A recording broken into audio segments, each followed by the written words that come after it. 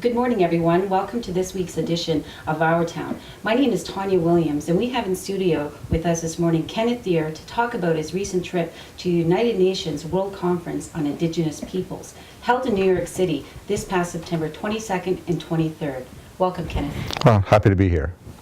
The United Nations World Conference on Indigenous People is not something that's relatively new, but something that actually has been in the works for several decades, starting in the early 70s. From then, taking several key documents from 2007, 2010, and just recently, this past September, a very critical outcome document.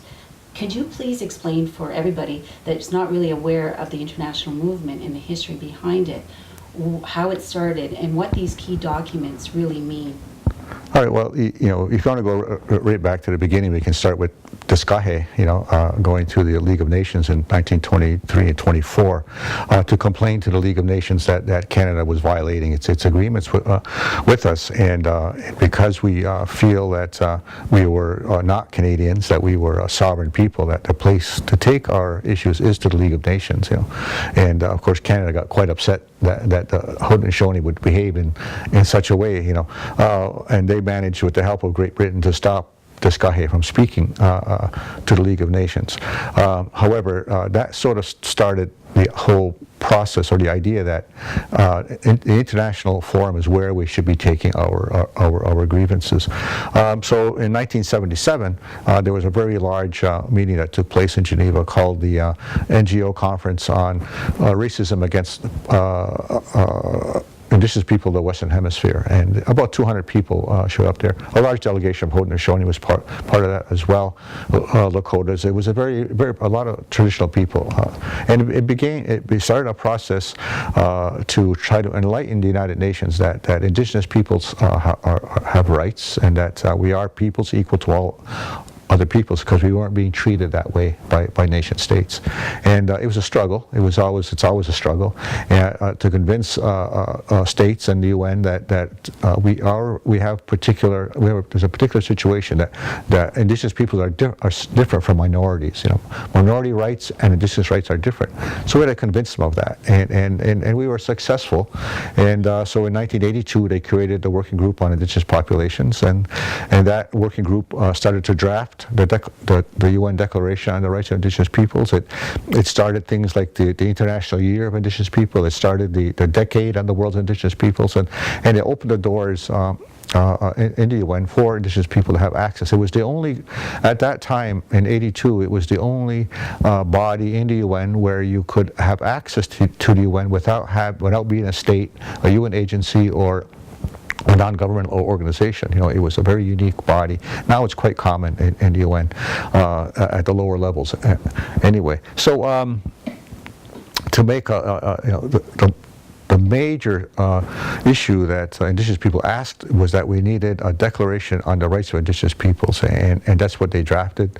And then it took 20 years, actually 25 years to get from 1982 to 2007, when the United Nations General Assembly passed the UN Declaration on the Rights of Indigenous Peoples, and where it articulates many of not all of them, but many of our rights are articulated in there. But it was a long, hard slog fest to get there. And although the Declaration is not perfect, it is much better than anybody ever expected it to be.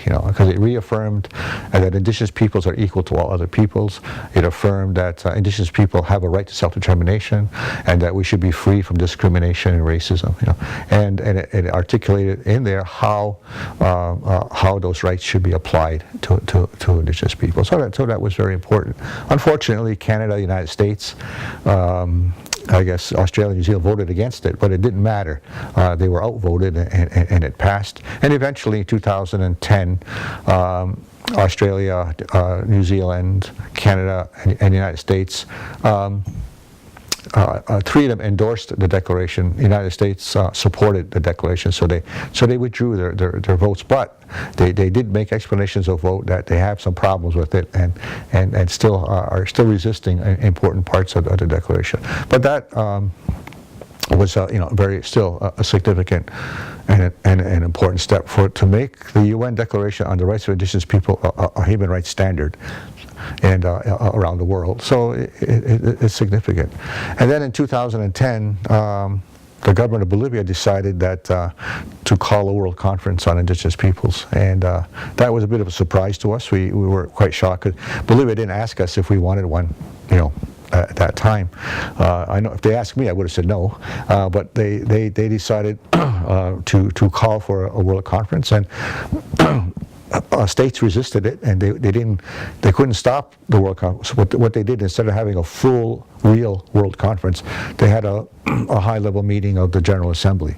So, which really means we had to limit it to New York. You couldn't be other places, and so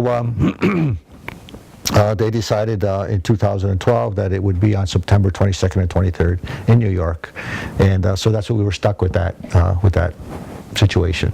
So we've been working to try to make sure that the biggest danger of a UN meeting at that time about us is that we're not in the room, and that states could undermine the Declaration that we fought so hard for.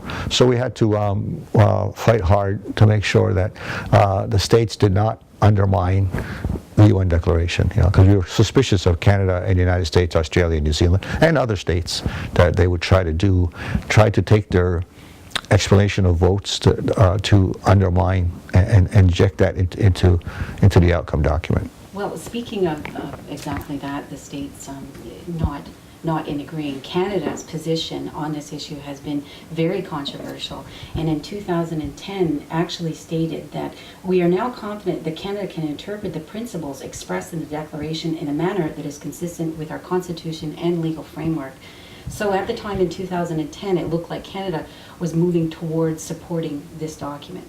However, in 2014, they provided a written response, which was a little bit shocking and turned around in their position quite strongly, and they rejected portions of this declaration based on two sections. One, notably Section 3, which speaks of free, prior, and informed consent when creating legislation or administrative changes regarding Indigenous people's rights.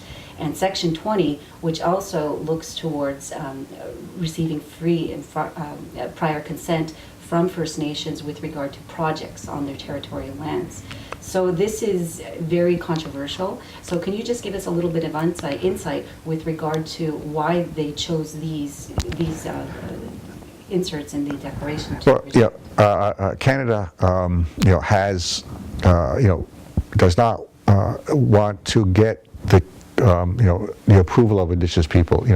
What they're afraid of, Canada likes to say that they consult with Indigenous people on issues, legislation that affects them. But Canada's interpretation of consultation could be a phone call, or a general letter asking for input, and that's not real consultation. Consultation should be for with the objective of getting the consent of the people concerned.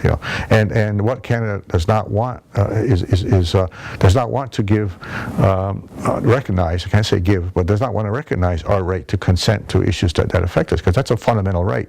Canadians have that right to agree to issues that concern them through their parliamentary system and stuff like that. But we don't. Canada's just trying to say that they could decide what's good for us, whether we like it or not. And of course that's a violation of our human rights. So we of course we support very strongly that anything that affects us, they need to have our consent. Canada does not want to recognize that consent, and they try to portray that our consent as a veto.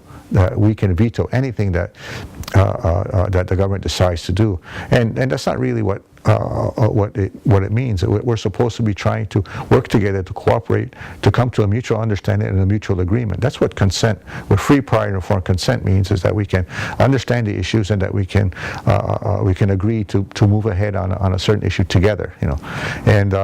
But Canada is concerned that we will use that as a veto, so they're rejecting free, prior, and informed consent, which I think is an extreme position for Canada to take. And of course, we're very suspicious that why Canada doesn't want to recognize our right to consent is regarding natural resources. Whether it's oil sands or mining, whatever. They're concerned, pipelines, for instance, that we would block all of these things if they can't get our consent. So that's I think that's the underlying reason, because they did not have a big problem with consent in 2007. This thing of consent is a new I guess concern that they've raised that didn't really were so strong about before. What I noticed too with regard to consultation and consent, consultation, like you had just said, is flimsy at best with Canadian First Nations people. It could mean a letter, a phone call, and now we're rising above that to speak about consent. What I also found very interesting is that the Declaration makes mention of that consent being done in accordance with First Nations institutions and processes. For Kahnawake, we have a very thorough consensus process where we reach decisions. With that, if Canada had a decision or something that needed to affect First Nations people, would theoretically Canada have to go through our consensus process, because it is our process, and according to the Declaration it says that they must do that through our processes. Well, yeah, you have to be careful too about governance and what level governance is and what rights are, and rights, like right self-determination belongs to peoples, like a whole people. It doesn't necessarily, be careful not to apply it to a group of people, so or part of a people. So you have to, how these rights are applied. It would be better if it was, for instance, all the Mohawk people. All the Mohawk people form is one people, and the Mohawk people have a right to self-determination, and so they have to be careful how we exercise it and how we use those rights. And don't assume that one community of Mohawks can assume a right or an authority over all of the Mohawk people. So we have to tread very carefully about how we apply and how we make our own laws, and try to incorporate them as a right to self-determination when it might not be quite that strong unless it include all of the Mohawk people. So you got to be very, very careful with that. When we talk about the Declaration being a binding document, and it's something that legally forces the state to make meaningful policy changes in this area, it has been a little bit confusing in terms of the binding nature of the Declaration. Some have said that the Declaration is an international agreement among the nations to work in good faith towards implementing policy changes, something like we will promise to do better. Some things that I've read had said that no, the Declaration does have a very crucial binding effect via United Nations mechanisms. And Canada itself, which adds to the confusion in its argument, says no, the Declaration is not a legally binding tool. But however, in its rebuttal to the statements rejecting parts of the Declaration, it says that we were not going to sign this Declaration because it's going to bind us as a government from making changes to implementing the rights of First Nations people, which will consequently affect the Federation of Canada. So, having all that kind of gray, it's binding, it's not binding. In Canada's position, my question is, do you think that this is a smokescreen for something else? Particularly from 2010 to 2014, a landmark Supreme Court of Canada decision has come down. The Chilkoot Nation has been granted Aboriginal title to First Nations. So I'm wondering, in your opinion, does Canada's position really have to do with control of resources and control of lands, and particularly with this new Supreme Court of Canada decision? Okay, there's several questions in that one.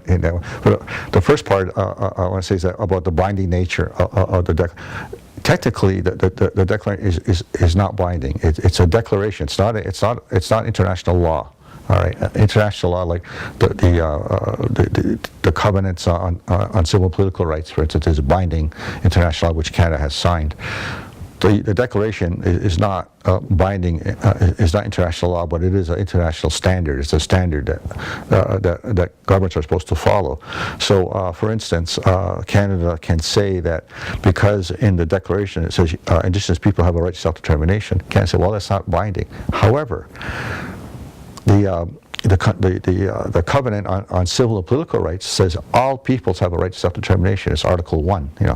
So what we're saying is that because Indigenous peoples are peoples, we have a right to self-determination, and the declaration is a way for Canada to apply the covenant on civil and political rights. It's like a roadmap on how to do it. So that's what's binding about the UN Declaration, is that it leads, the rights stem from obligations that Canada has to recognize the right to self-determination, and all other rights that flow from the right to self-determination.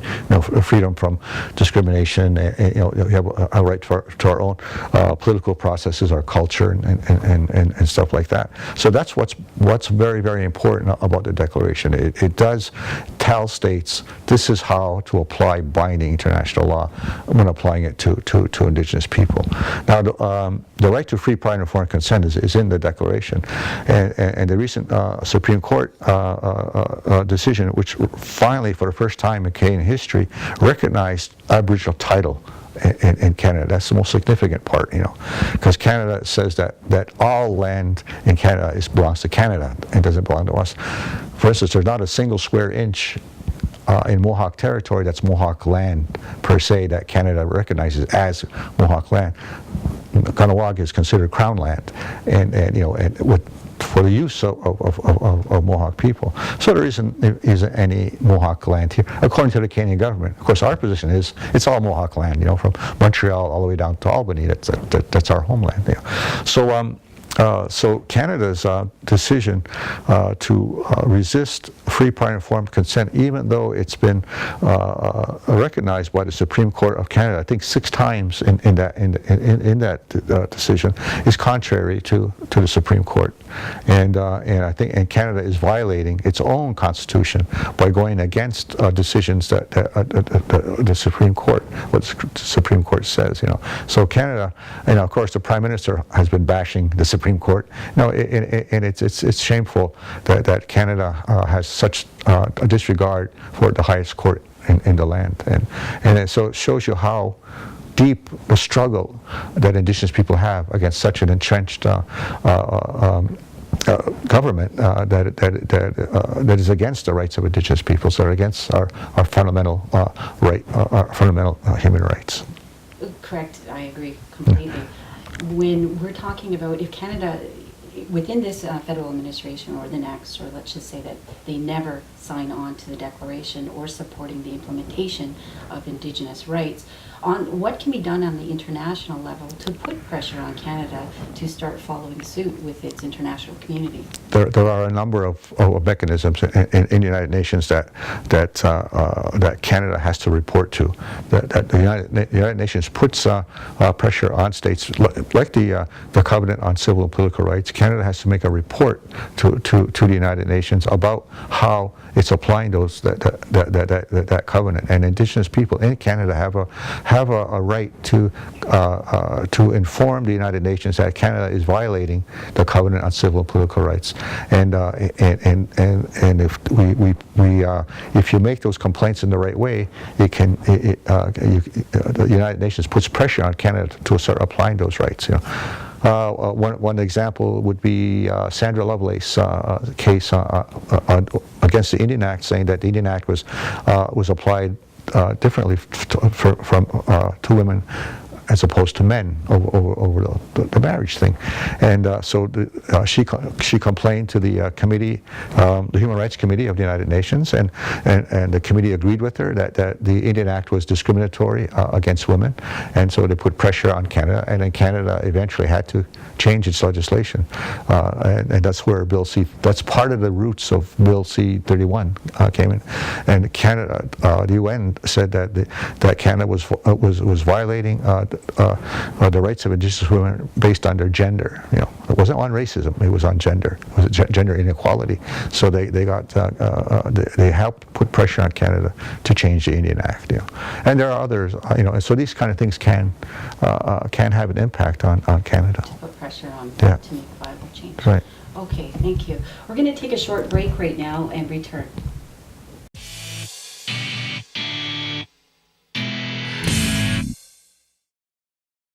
Welcome back. We're sitting here with Kenneth Deer discussing the United Nations international recognition of Indigenous peoples. Kenneth, since the end of the World War II, the United Nations has assisted in the decolonization of many countries. During this time period, about 100 countries have gone through a process of decolonization. Some of those countries were rated from A, B, and C, meaning A were the most viable economically and politically, B was somewhere in the middle, and C, countries were considered not viable for self-government anytime soon. This was a long process. It was very expensive for the United Nations, and they had done it over several decades. When you look at Canada and the First Nations, we're in a similar situation where we have First Nations that are in all sorts of types of development. Some are economically viable, more politically organized, and ready to detach from Canada. Some are not at all, like in the Class C category. And Kahnawake is somewhere in the middle of that spectrum. We're trying to organize ourselves politically, definitely financially, and organize ourselves in order to become self-sufficient. When you're looking at Canada's position with regard to rejecting these portions of the Declaration that speak to assisting First Nations become self-governing, self-sufficient, could this be one of the reasons why Canada is reluctant to reject portions of the document, because it's easier and more controllable to allow First Nations to become dependent within Canada's state? Yeah, Canada, first of all, will argue strongly about the territorial integrity of Canada. Well, let's take one step back. And when you talk about the decolonization process, Canada was a colony of Great Britain, and Canada separated in 1867 from Great Britain, and therefore Canada had become decolonized. But that's not exactly accurate. The government of Canada, the country of Canada, became independent in many ways, but the Indigenous people inside Canada didn't decolonize. Canada was still continuing the colonization that Great Britain started, and continued that colonization of Indigenous people inside Canada. So the Indigenous people haven't decolonized. So we're still should be subject to the United Nations laws and policies on the decolonization process. So and that's an avenue that some Indigenous people are still pursuing today, about how to, in the Committee on Decolonization, which sits in New York, is an avenue that people have been looking at for many years, because we have not decolonized, and the colonization still takes place within Canada. So Now, how viable is it for Indigenous people to decolonize is a good question, and because the, decolonization it can be manifested in many different ways. I mean, or self-determination can be expressed in many ways. So we talk about sovereignty, we talk about dependent sovereigns. We talk about different kinds of self-government, and so how Indigenous people can decolonize in the situation that they find themselves in Canada is a good question. And for instance, our community of Kahnawake, how can we decolonize, and can we be an independent city-state or something like that? It is something that you have to consider whether that's economically viable, because viability is important. You can't just decide, well, I'm going to become independent, and then how do you survive? How do you financially survive? How do you feed your people? And I'll give you a real example. We'll look at the territory of Greenland. Greenland is a colony of Denmark, and the majority population there are Inuit. All right, and they had a referendum a few years ago asking whether they wanted to separate from Denmark and set up become independent, and it was a successful referendum. So so they're in the process of considering whether they should become independent or not.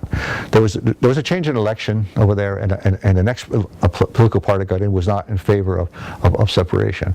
But in the future, the other party may come back into power, and they will consider seriously again separating from Denmark. And one of the questions that they have is, how do they feed their people? So the Inuit, who are the majority, have to figure out how to feed their people, because in Greenland they have to import 80% of the food. 80% of their food is so that's 80% of money that leaves the country that doesn't return, so that there's enough food in there to feed their people. So so how do they do that? Do they take oil out of the ocean? They do offshore drilling.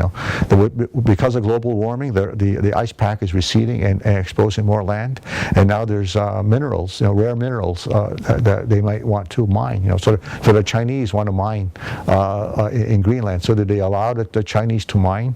And because there's only like 60,000 people that live in Greenland, the Chinese want to bring their own labor there. So they want to bring hundreds of Chinese workers to live in Greenland. What does that do to the culture and to the political balance in the country? So these are serious questions that they have. And it's easy to say, sure, let's separate from Denmark and we'll have our own. And then how do they defend their borders? How do they? There's a big fight over Arctic sovereignty now, and Greenland is right up there. So how do they enforce their sovereignty in the Arctic? How do they fund that? So those are really serious questions, and the basic one is, how do you feed your people? So that comes. So any Indigenous people who want to say we want to decolonize and become independent, number one question is, how are you going to feed your people? And that's economics, and that those things you have to be able to have good, solid, long-term answers for that. And one of the most important things too within this United Nations analysis is political organization.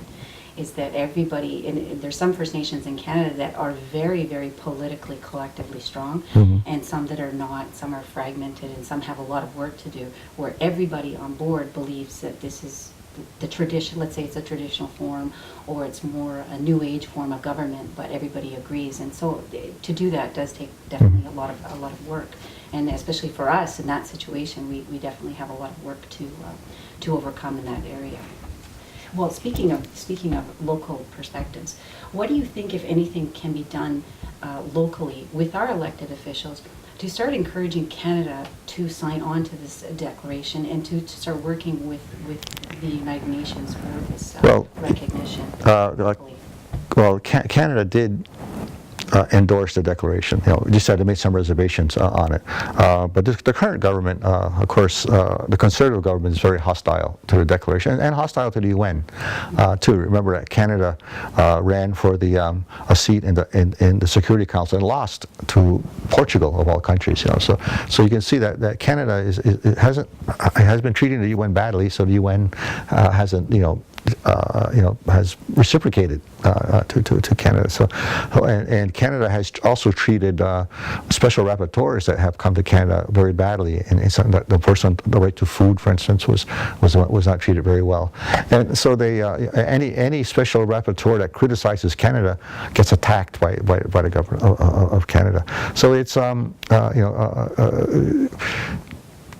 to get Canada to implement international human rights standards that the UN has passed in Canada is going to be a struggle with the current government. Maybe in the future that it'll become better.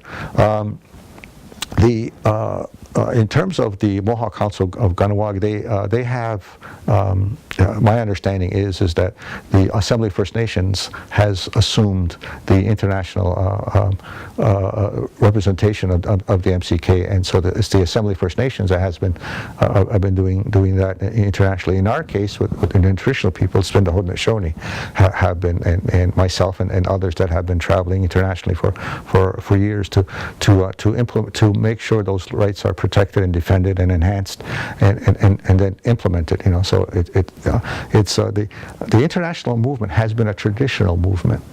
Because you look at the United States side, the tribal councils have only recently gotten involved in relatively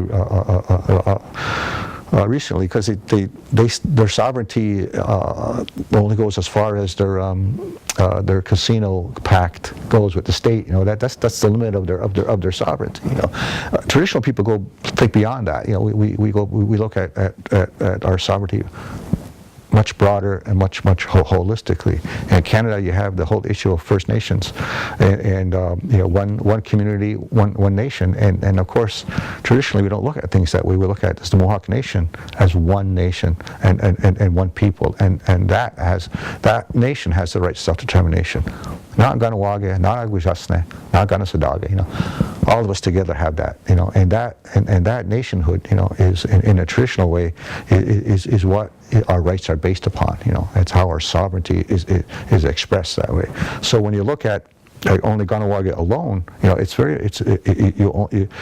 you're looking at not so much the right of self-determination, but how to apply program dollars, how to apply, how is our health going to work, how's our education system going to work in this community, and so it's limited in that scope to that small small area. Self-determination and those broader rights are much more extended to the Mohawk Nation, and from our perspective, that comes from the Confederacy, through the Great Law, the Guyana Goa, and that's where the roots of our sovereignty come from, that in our traditional homeland, from here all the way to Albany. That is our roots that we build up, and how we express ourselves, and how we justify and rationalize our right to self-determination and our right to land and territory. It's not through the Indian Act, and it's not through Canadian or American legislation. You made a really good point about the U.S. and the U.S. Federal tribes earlier. And the recognition of Indigenous rights and the declaration, if applied correctly by the host state, meaning if you have financial and political commitments by the host state in which the Indigenous people are, it really has the potential to elevate the status of First Nations on all levels. And one of these examples we could possibly be looking at is that the United States has now fully supported the declaration, and since the Obama administration has pumped in literally hundreds of millions of dollars for the development of justice and policing and environment and individual governance institutions. And could we possibly make the link between the U.S. signing the declaration as being a success story for the promotion of Indigenous rights, or is this more so of a relationship, or is there any kind of tie with the declaration and what we've been seeing with U.S. tribes in the last 5 or 6 years. There's a difference between program dollars that go into justice and policing, and the rights that are in the Declaration, because the United States put out a 14-page explanation of vote, and in that explanation of vote, they made it very clear that they do not recognize the right of self-determination of Indigenous people. They only recognize a domestic. They recognize a domestic right of self-determination, which there's no such thing international. Self-determination is equal to all people. But the United States is saying peoples have a right to self-determination, but Indigenous peoples in the United States have a different right and have a lesser right of self-determination. Domestic dependence. Yeah. So that's a very serious issue. I think that's racist for the U.S. government to take that kind of position, and so you don't want that to be applied in Canada either, because Canada has probably the same position. But U.S. it's in writing, and so their explanation of vote, and they tried to.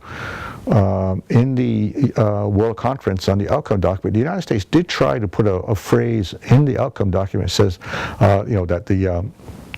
that the laws the rights of Indigenous people are subject to domestic laws, and we fought hard to get that out of there, and we were successful in getting that out, because that would lower the Declaration to domestic law. So that's I don't have the same opinion as others that the United States is doing such a great job.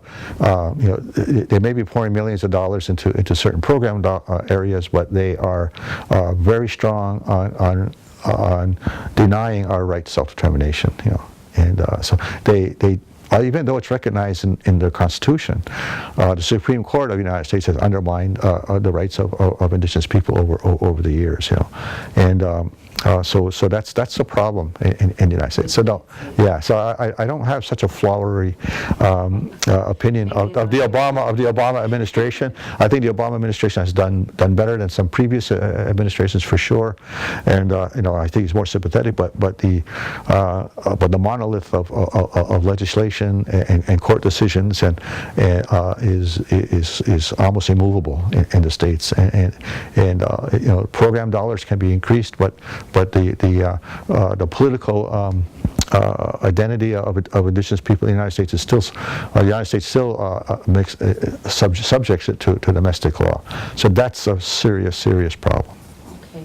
Well, when you're looking at, I guess, the success stories of states with having Indigenous people that have signed the Declaration, what would you would consider as one of the most successful states that have been supporting the implementation of Indigenous rights, particularly tied to the Declaration?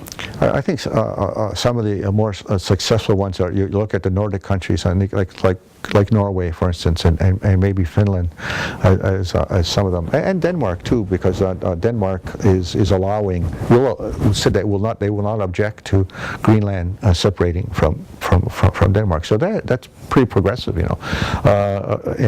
Norway is a wealthy country. They rely on oil, offshore oil, and they have a relationship with the Sami, with the Sami people in the north. It's not perfect. There are some, they have some problems with reindeer herding right now, grazing rights and stuff like that. But Norway has a greater understanding of the Sami people, and there's a greater cooperation between the two, and the Sami, of course, have a different idea of sovereignty than we do. They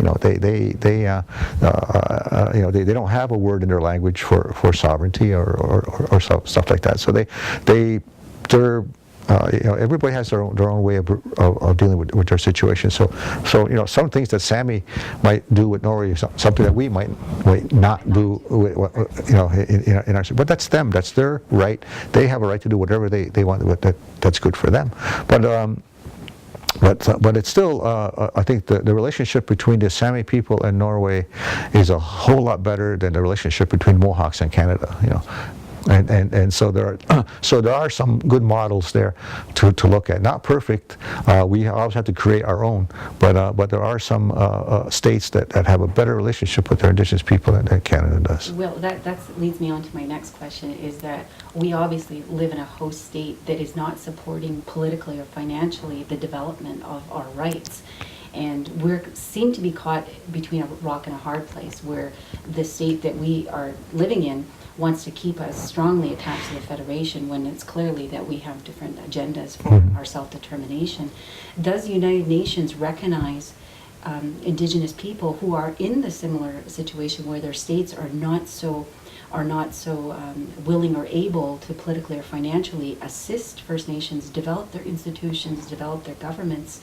And is there something within the United Nations, either through a grant or any financial ability, or any resources that the United Nations may have, where we and the First Nations that need this sort of development assistance can go as a resource, whether it be people, governance specialists, whether it be some sort of financial place that we can go and do? Like, what does the United Nations have that can help us where Canada cannot?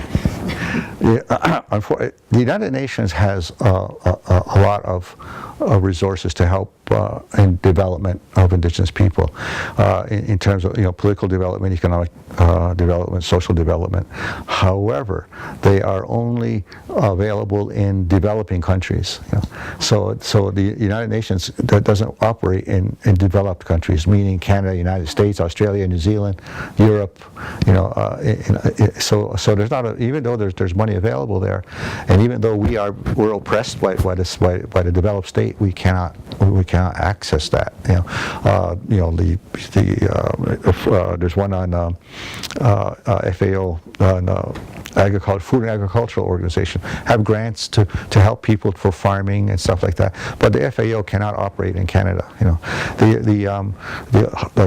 High Commissioner of Human Rights has field offices to help with the human rights of Indigenous people all over the world, but they cannot open an office in Canada because Canada is developed. It has a human rights infrastructure itself. So the United Nations cannot set up an office here to help us.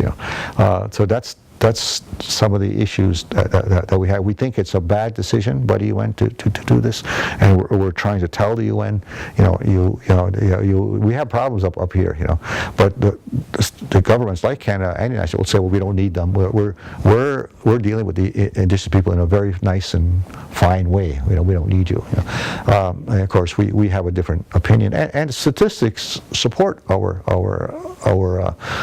argument, because even though Canada says they spend $8 or $9 billion a year on us, but the living standards are still lower than the average Canadian. Why is that? And a UN agency in Canada would maybe help to highlight the differences. Why things are going wrong in Ottawa-Wabascat. Why our housing, falling apart. Why are we in temporary schools? Why are we getting less money for education per capita or child welfare per capita? Why is that?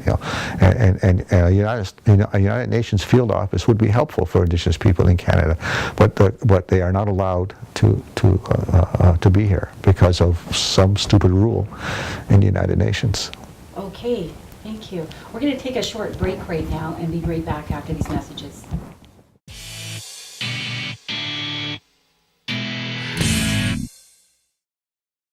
Welcome back. We're here with Kenneth Deer, continuing our discussion on the rights of Indigenous peoples. Kenneth, one of the biggest tenets of the Declaration of Indigenous Rights is built on the recognition and protection of individual and collective rights to be implemented free from complete discrimination.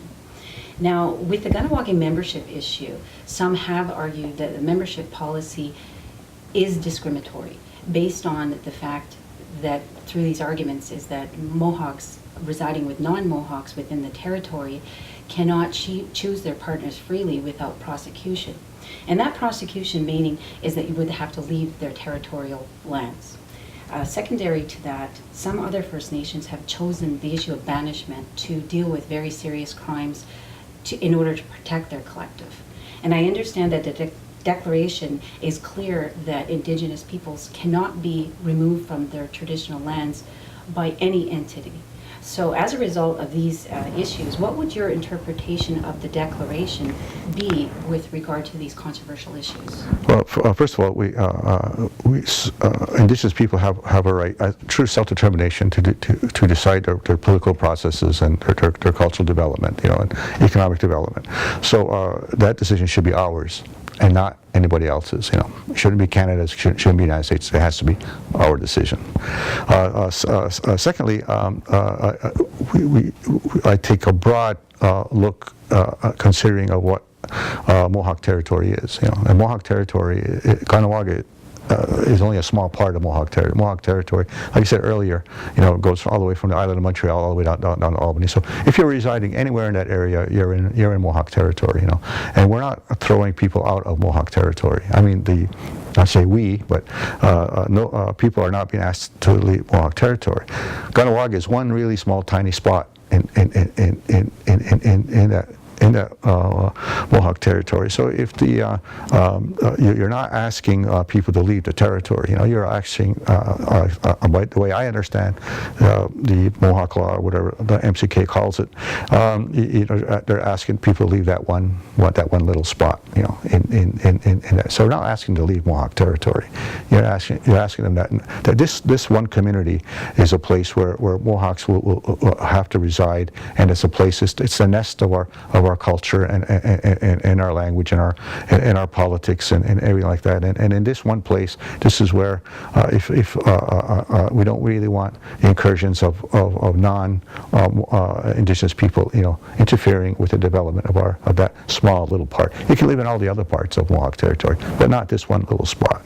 So in that case, I don't think that's a violation of the spirit or the intent of the UN Declaration, because you gotta look at things broadly, and not just one small little community.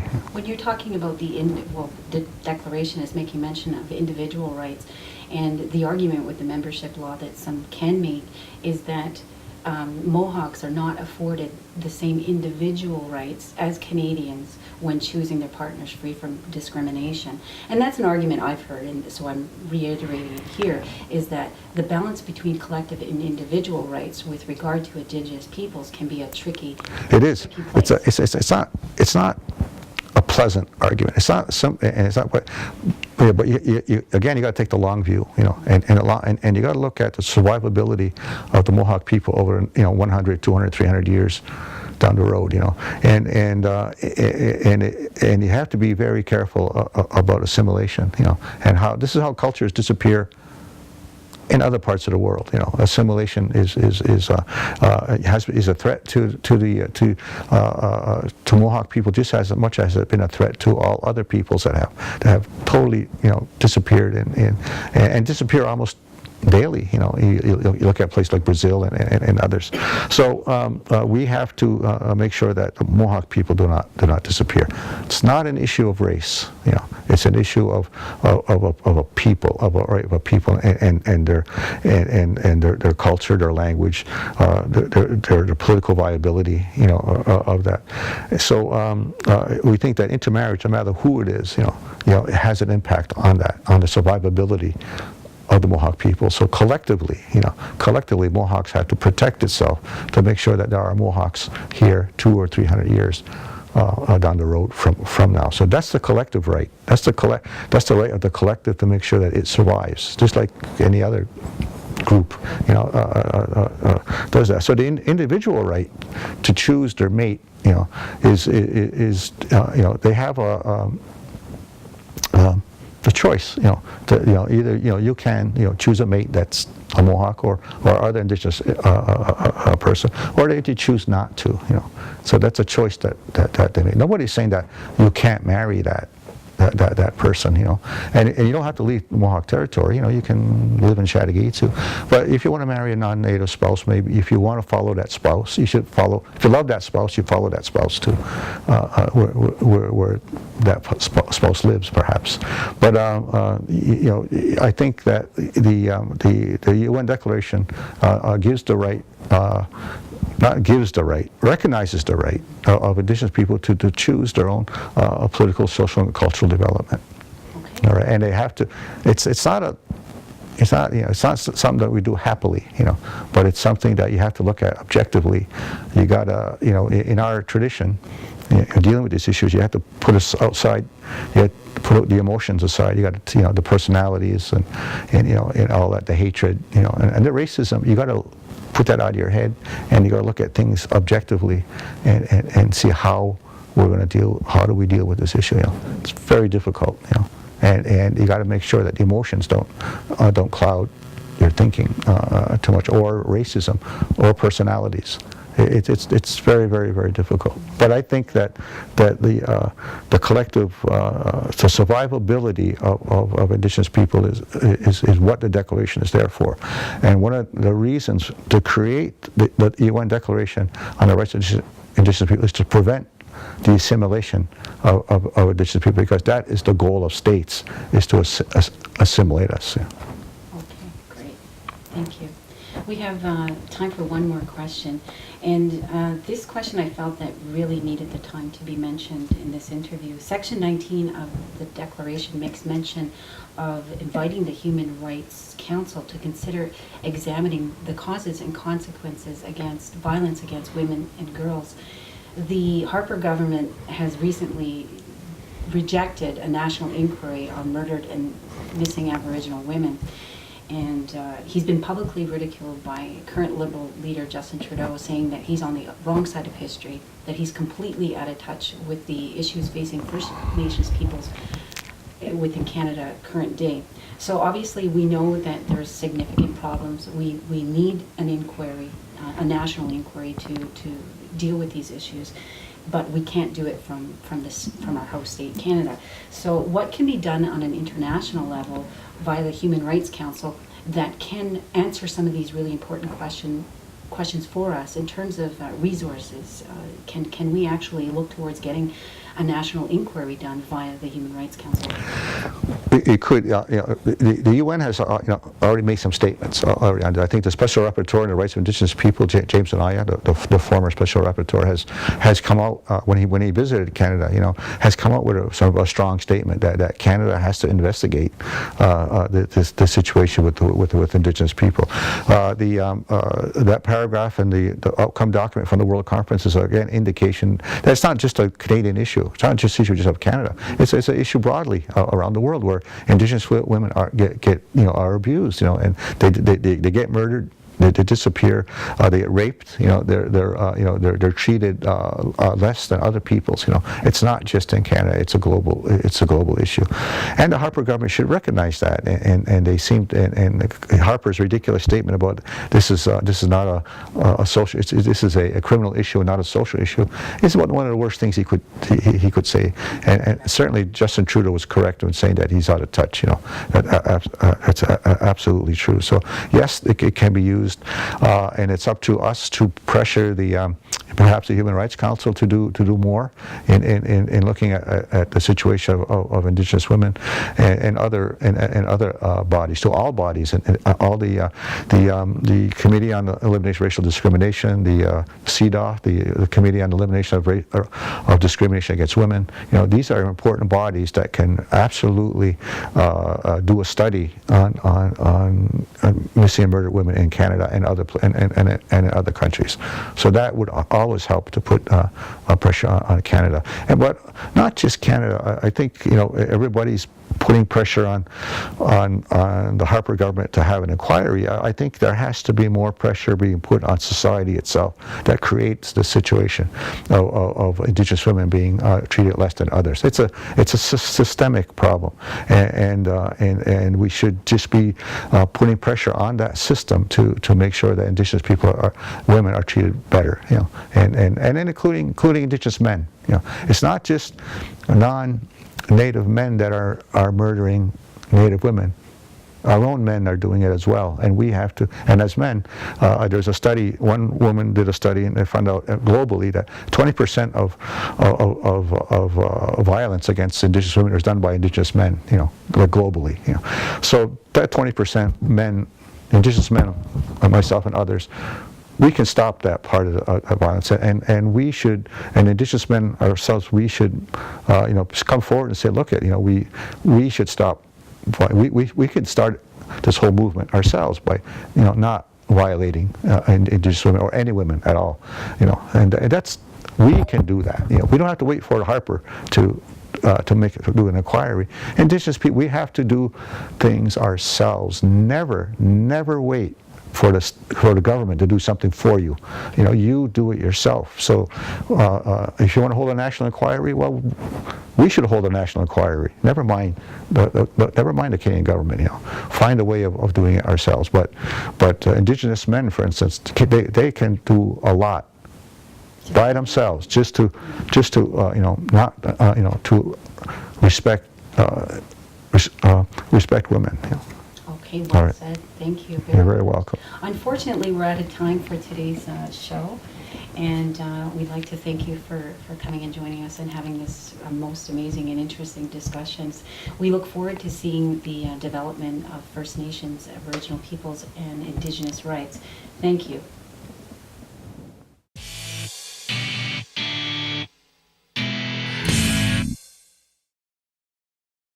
Down.